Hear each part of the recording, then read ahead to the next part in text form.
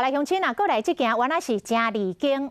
台中一个为中国返来台湾的女子，伫个居家检疫的期间，互男朋友来厝内甲看2届，而且佫互过暝，去互民众甲检举。啊，讲这个女子的男朋友，佫是一个不知啊出名的医生。台中市长罗秀燕伫个内部的会议大骂讲，实在有够可恶。台中市卫生局嘛，甲这个女子罚款20万，嘛要求这个医生男朋友停止上班。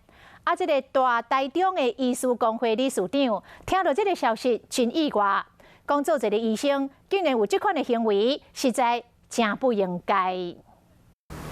台中市有一个居家检疫的小姐，伫隔离期间2摆跟男朋友过暝，离经的是因男朋友佫是一个医师，结果台中市长罗秀燕真生气，骂讲可恶至极，卫生局嘛甲动犯。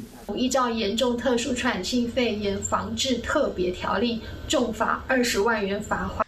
这个小姐是伫1月26为中国返来台湾，过转工27暗时，伊这个做医生男朋友就到伊住的所在过暝，2白因男朋友早起出门，暗时又佫返来过暝。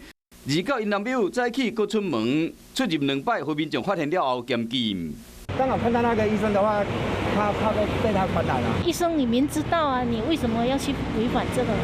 民众认为讲违反居家检疫规定，就已经震撼啊！佫是一个医生，就是明知故犯。医师工会听到消息，嘛批评这款的行为。